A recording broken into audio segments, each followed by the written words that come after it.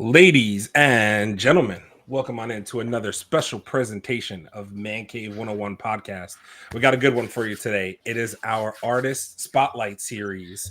We will be bringing in a special guest to talk about some of his work.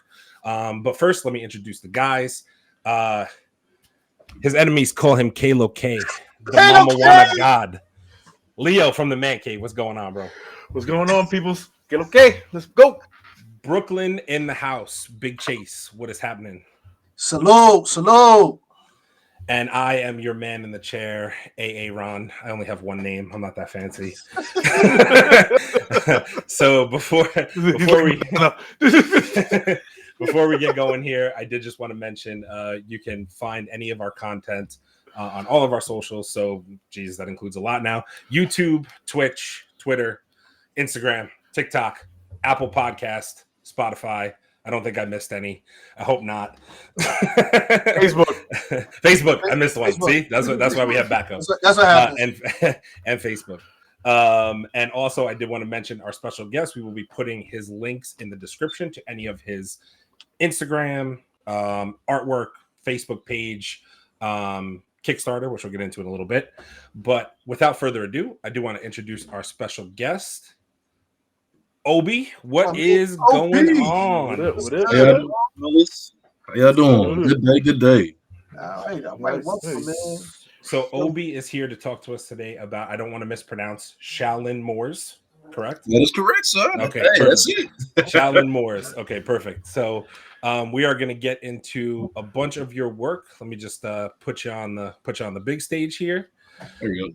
And bring up your work in a minute. But first, I guess we could get started with, give us a little introduction to yourself and how you got started on your work. We'll take it from there. Okay. My name is Obi, and pretty much I have been, okay. I am an artist and creator. I created Infinite Light Creations. That is my business. And over time, I ended up developing the project Shaolin Moorz. And Shaolin Moorz is my passion project that I started about 6 years ago. Okay. So listen, I'm gonna tell you because firsthand I came across the artwork and stuff, and that it blew me away because there's a lot of Black comic creators out there, but what I see is kind of a lot of duplicating of like people going to grab a Marvel character and then making a Black version of it. But your characters were very much unique. And so how you come up with Shaolin and Moorz? Let's talk about that because that's what caught me. Like he has to be a kungfu head. He has to be like Shaolin and Moorz. Like, okay, that's different. So how'd you come up with the name? Yeah, so basically the name came about back about 6. All right, so I was going through a lot of stuff. I think every person has had this moment where like life really hits you and you you at your lowest point. You're at the bottom. You're like, all right, man, where am I going in life? Who I want to be, what I want to do. And that's where I was at. I wasn't drawing at the time. Like I wasn't even drawing anymore. Like at that point, I'm a born, raised artist, self-taught. Went through high school drawing. I went through all my life drawing all the way up to high school, and then I just stopped drawing. I had no passion for it no more. Right. Okay, so during that time, I had this event happen that really put me at the bottom, and I was trying to figure out. I was basically going through a self-rediscovery, and through that time, I pretty much was just tapping into all the stuff that I just was into. I was like, man, what makes me? Like, what do I like? What are my interests? Clearly, the martial arts, Shaolin. So it's like, hey, man, I love the kung fu flicks. The hands. That's just like, hey, as soon as I cut it on, hands all over the place. Bruce Lee, one of my favorite martial artists, especially Chinese martial artists. Okay. And I was just thinking back. So I was like, okay, so I've always had this affinity and love for the Asian culture. I was like, okay, so the Shaolin, so I pulled that from that. But through my time of self-discovery through the years, because, it's been 8 years up to now through that whole process. But through that time, I developed my self-love. And I found love for my own culture, my own self. I started learning more about African culture, kind of, what makes us us. And I was like, hey, this is dope too. So I was like, hey, I just pulled one piece and I pulled the other piece and mashed it together, and it was just like it just synced. Yeah. I was like, hey, That's and cool. I just started drawing characters that just matched what I saw. Like I basically kind of took like a neo-African kind. It ended up developing into like a neo-African kind of look, where literally all their clothes designs and stuff that I just like. Like I really just was like, I like this. I like shoes. So let me mash all this stuff up together, and it end up just coming into the look of how it is today. Yo, man, listen, man, it's dope, man. Like the artwork, it looks absolutely amazing. Like I said, the name definitely caught me. We're actually going to be doing, we're going to be going back covering the old kung fu movies and all that. So you definitely welcome to come in on that conversation. Oh, yeah. You know what I mean? We're going to be talking about the top kung fu flicks that we love and all that. I gotta ask him first. All right, give me a top 3 kung fu flicks. Ooh. Ooh, Okay, geez, like that. Yeah, Legend of the Drunken Master. Oh shit! Bro. Right. When I'm telling you, bro, when he started drinking that, bro, he started drinking that. I said, oh, he turned blue. Yeah. I said, oh no. So because the dude with the kicks, that dude was hard, bro. I told him his fist was impenetrable. Like he didn't get through it. So dude got drunk and pretty much got drunk off that gas. Yeah. Dude took off on dude. He started spitting it. I was like, okay, this movie hard. Yeah. Fist of Fury is always one of my favorite ones. Okay. And, Fist of Fury, and then because I was always big into Jackie Chan and Bruce Lee growing up. Okay. Rumble in the Bronx. Okay. Oh, Rumble in the Bronx. Yo, I remember going to the movies to see that movie. I was hurt when they were beating him up down the alley, man. I was hurting for him, like, damn, bro. With the baseball bats in those bottles. Yeah, I was like, no, dog. I was like, man, I said, dude ain't finna get out of this, bro. But it's like Jackie Chan, bro. You throw him in a room with about 30 dudes, he go knock out about 31. You like, bro, what the that was a kind of rough scene right there too, though. I mean, they tore him up and then, oh man, the kid in the wheelchair. Oh, dude. Yeah. The villains on him was villains for real. Like and they actually shot some of this shit in the Bronx River. So I was like, okay, somebody had to get some shots in after they went into that water. Word. So tell us about the story of Shaolin Moorz. Like what's the kind of the storyline and all of that? All right, so Shaolin Moorz follows the story of Ya.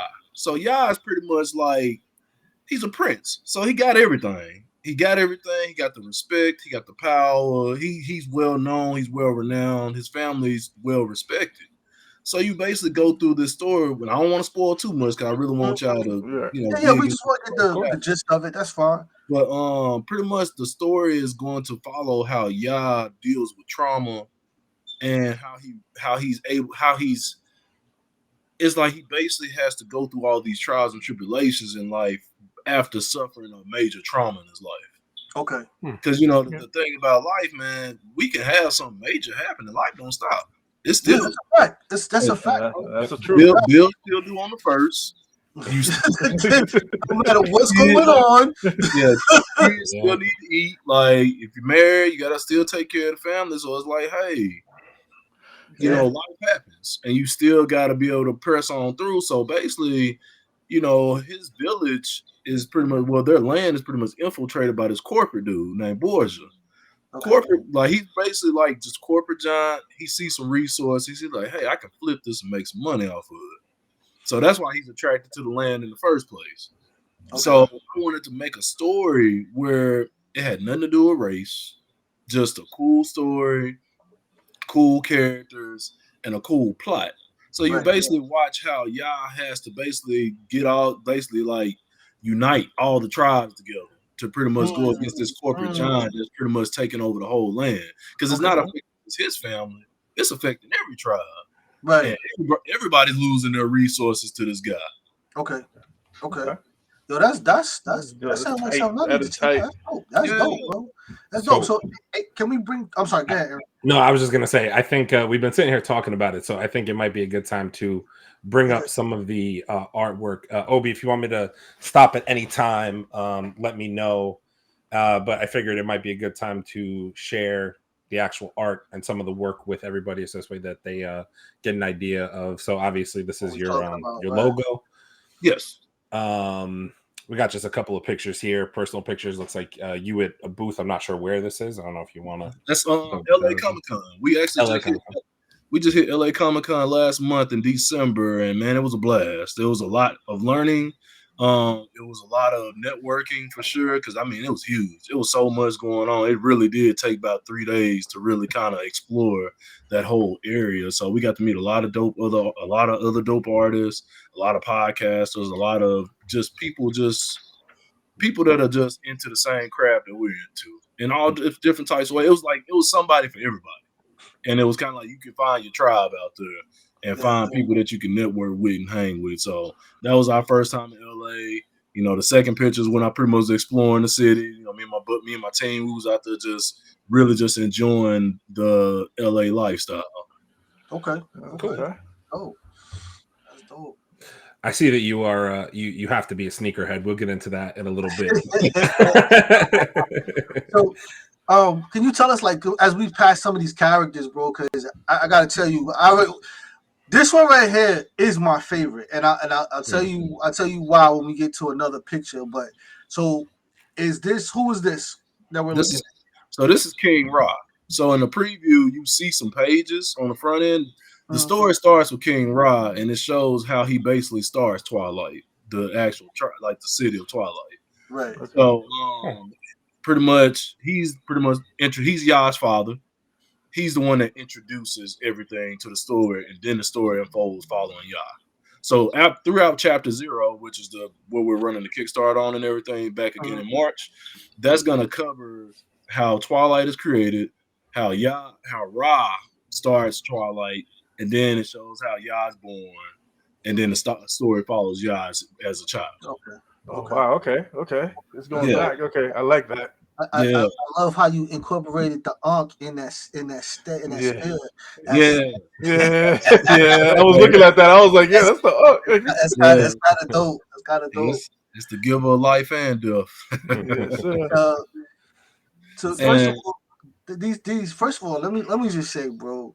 See, a lot of times artists will draw certain characters, but for me, first of all, I'm a creator too. So for me, art has to move me.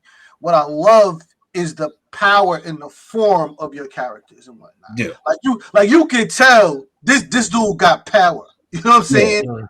His hands ain't glowing. There's no beams coming out his eyes, but you don't want to get in front of him. It's not to move and whatnot. So this one I saw, I was like, yo, this is crazy and whatnot. So who's the one in the green? Oh, so that's Clotho. So that's one of Ya's best friends. That's she's basically like the girl representation of the big three. Most of all big threes always got a girl, right? And she got hands, so she's just as powerful as the men, and she's pretty much one of his riders. Okay. You can tell she got hands. She got gloves on, so she don't break her nails.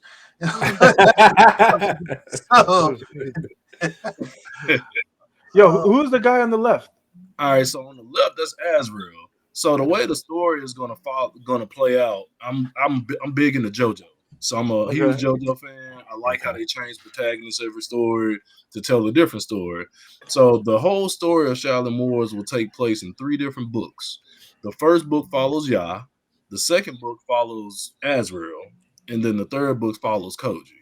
So you'll get a whole different story, whole different lessons, but they're all connected. Like one story leads to the next story, that story leads to the next story. They're all gonna lead into each other. Okay, shit. I love that's the one thing I love is connectivity.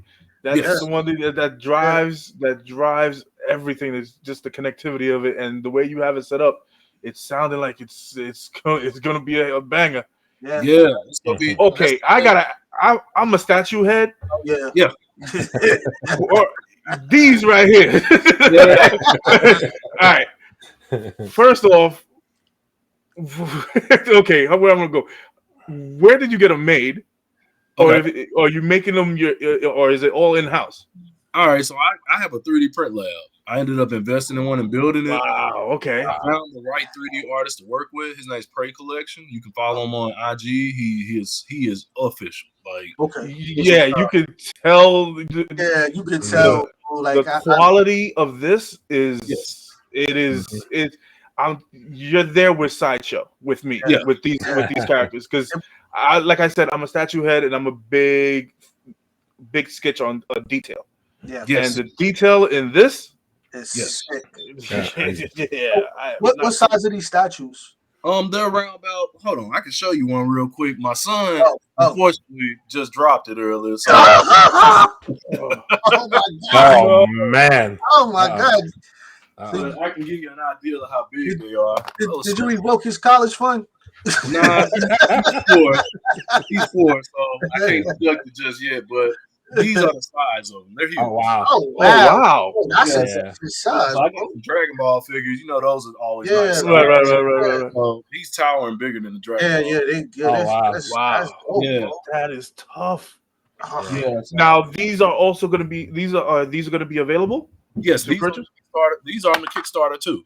Okay. So I had these as an option. You can get multiple different options. So I have the gray wrestling color, or you can get flats. This is the flat color. So if you just want just base colors, it's gonna look good.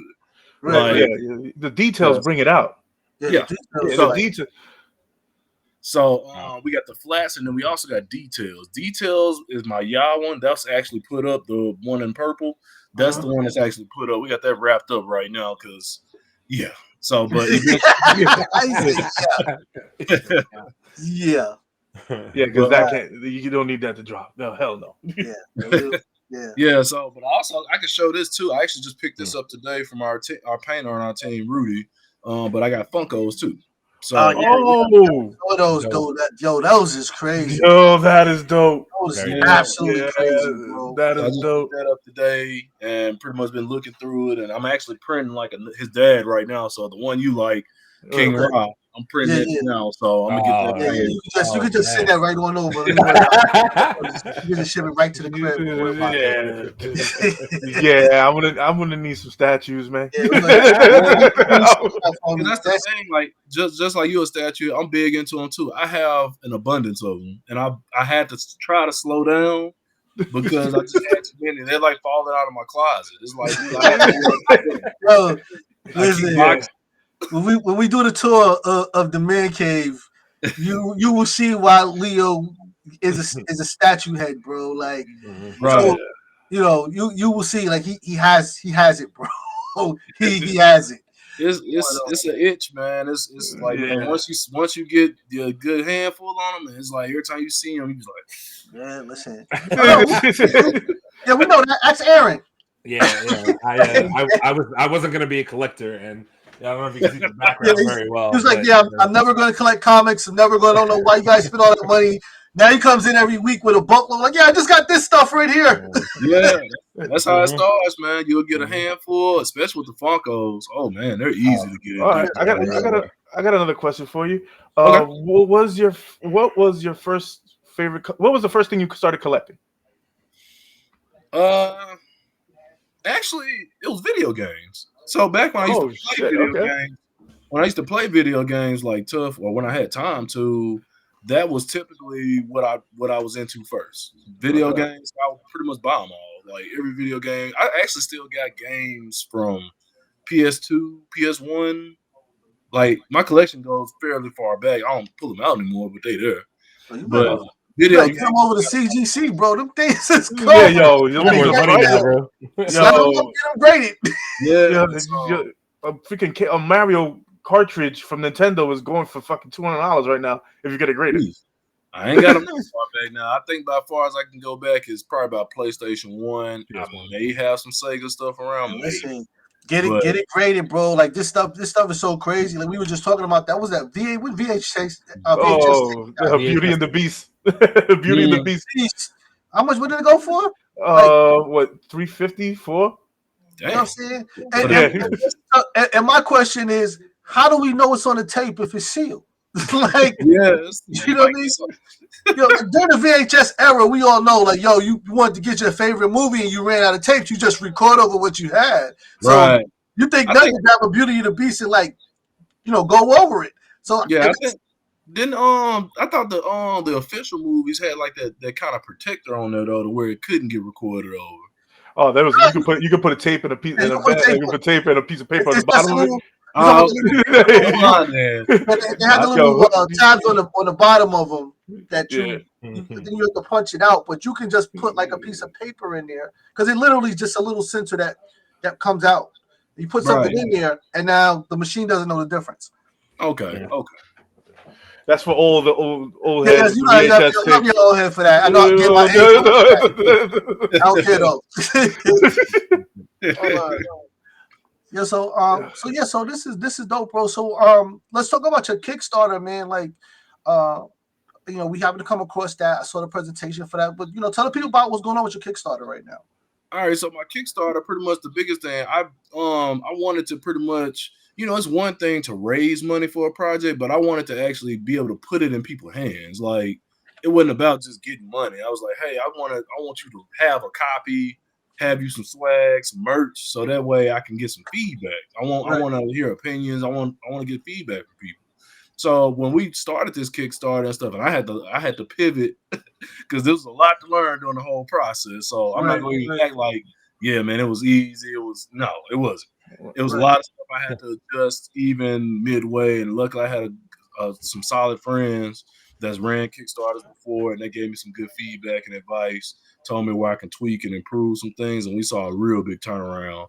And even during the holidays, we was able to raise about 57, 62. So, when March hit, it shouldn't be no problem to run that one. So, but the biggest thing is on the Kickstarter, it got all the different tiers that I was offering, all the different figure options, all the figures. If you wanted access to all of them, they're on there as add-ons. So you can buy one and then you can add on other ones.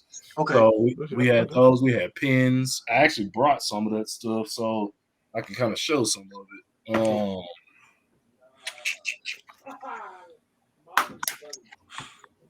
Yeah, so we had like stickers, like sticker options. So we got the King Ra one, and these are holographic too. So a lot of good sticker options for people. So some of the ones where you can get like 4 or 5 or 3 or how many ever do. We've had it set up real nice for you to get some nice swag with the comic. Because I'm big on just giving extra stuff. You got pins if you want a Ya pin. So we got a Chibi Ya. You can actually get a Chibi as a pin. Okay. And we also got the logo, which that's what most people like the most. And got the actual logo as well. Cool. Yeah, a lot of cool swag to go with the comic, and pretty much everything was going toward production. Like everything was going just getting it produced. Right now I have a team of about 6 people that pretty much work for me or work with me in a sense, and we all work together to bring this to life. Okay, that's dope, bro. So I know you mentioned the Kickstarter obviously is starting back up again in March. Yes. Just so this way everybody is aware, we will leave a link in the description of the Kickstarter. If you would like to, check out more of the work, there's a video on there about the project and everything like that. So I don't know if you want to give the people any more information about the Kickstarter coming back in March. Yeah, the Kickstarter, they can follow my website. I do keep it fairly up to date, but most of my IG is what I mainly use. So my website is infinitelifecreations247.com. That is my main site that I do have everything on. You can also get access to my apparel and also my merch and everything there. So hoodies, shirts, and everything. I have it all on that drop-down menu. You can click that. Also on my IG, that's where I keep everything. So close-up of videos of the figures, all of the tags, who does them, who paints them, that's all there as well. So Obe Games Maker Art _247, and that's my main, pretty much where all of my information is posted. Dude, I'm definitely gonna be hitting you up for those statues. Yeah. I need a couple of them stickers. The question I have one more question for you. Okay. I need your top 5 favorite characters in anime, comic books, anything that has to do with art. Your top 5. Okay. Top 5. So Yusuke, Yu Yu Hakusho, Ooh. Aaron, Okay. Aaron Yeager. Eren Yeager. Yeah. Mugen. Actually, I need to put these as 2 because Mugen and Jin from Samurai Champloo. Okay. Yeah, I gotta put them together. And oof. Oh man. That's hard when you tell them to narrow down the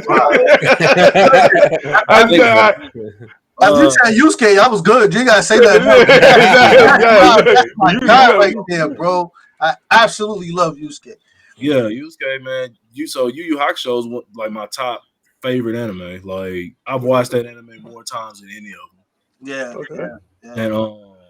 And so after Mugen and Jin, I love Afro. And man, I'm in one heart. Yeah, and it's not because he's black. It's actually just because he was just a dope character. Afro was a bad motherfucker. Afro was a bad. Put him in the room, let him go to work. Yeah, exactly. Is it me or does he always just remind me of Samuel L. Jackson? I mean, his voice. So. Exactly. But the whole swag, if you turn the volume off and just see him move around, he still seems like Samuel L. Jackson. Exactly. Yeah. So I think the thing I like the most about Afro is, as an adult, you can see things differently. Mm-hmm. Right. And you realize that the dude, I mean, if you look at it at what it really was, the dude had PTSD like the whole time. Like he pretty much was killing all these people with PTSD, like fully active all the time. Yeah. And he would pretty much stay high to pretty much keep himself from losing. Yeah, pretty much. That was basically the whole aspect of that story is him dealing with his PTSD from what he went through. Yeah, and him holding his father's head in the basket didn't help him. Man, bro, what? Like, I mean, he had it until it was rotten, man. Yeah, dude. I was like, and then they kicked the poor thing out. I was like, come on now, really? You gonna give him some more fucking trauma? Really? Yeah. I think the thing that's messed up too is that it shows you how grief and trauma really will cause you to destroy a good life ahead of you. Yes, because he actually would have had a good life. Like he would have been fine if he would have let it go. Because his master tried to tell him, he was like, "Look, man, if you walk this road, you ain't gonna turn. You better turn back, man." And he basically was letting him know because his master pretty much was number one. He knew what it came with. Right. And in the end, he still chose revenge. It's like it shows you that if you don't let go of the past, how you can destroy your whole life. And then how you see how it was in part 2. He didn't have no fight no more. Like the only reason he literally fought was because they were trying to bring his dad back. And it was like he can't have it. Exactly. He couldn't have the disrespect of that. He already fought his way back. Yeah. That show was amazing for me. I was like, wow, this hit different. Mm-hmm.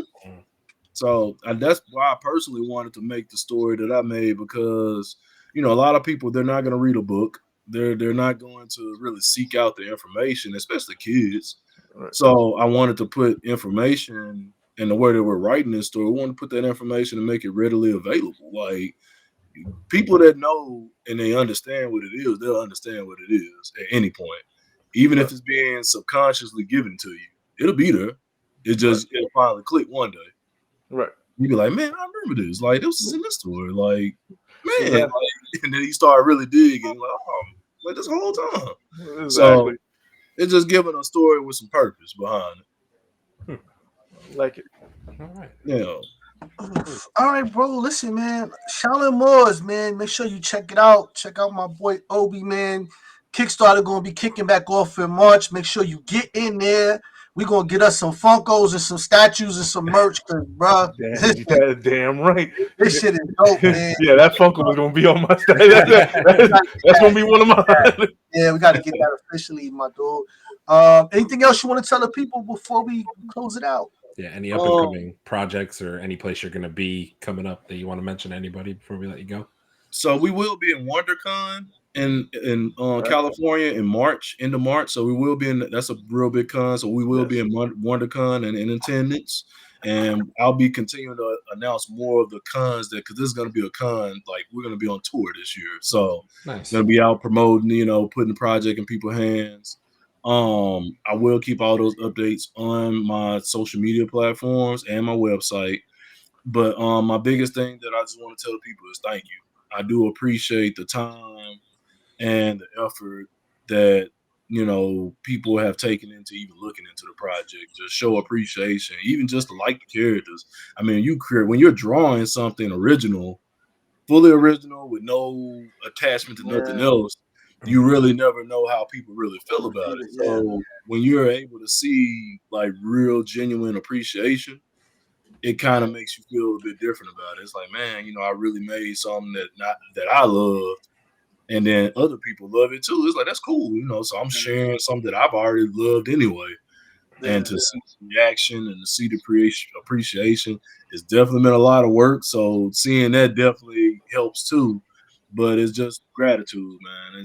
I'm thankful for everybody that's ever took a look at the project, that's ever, you know, put any money toward anything, or even just sharing a post. Like, I appreciate anything about it, because this is not only my project, this project itself. There are more projects that are going to come to the market that are going to bring more awareness to all cultures. Right. And that's the thing, is like we all wanted anime, we all want to be included in all these different types of media platforms, and it already exists. I know a lot of these guys. I know them. Like I talk to them regularly. Like, they draw this type of content regularly, and more of those projects are going to come out. So I guess my biggest thing is to ask the people is, when these things do come out, support them. Like, you know, back their projects, help them push this stuff forward so that we can have this type of content everywhere, so everybody gets something. You know, it's all about everybody having something they can connect to. And this is definitely man cave approved, like we always say. It's man cave, and it's definitely man cave approved, and it's going to be getting shared out by all of us, and it's going to be going up on our pages. And believe me, support brother. He's doing some great work. And when you watch this video, look at the details of these statues, man. As a statue head, this is tough. This is real good work. So I appreciate you for being on the podcast, and thank you for showing us and sharing your talent with us.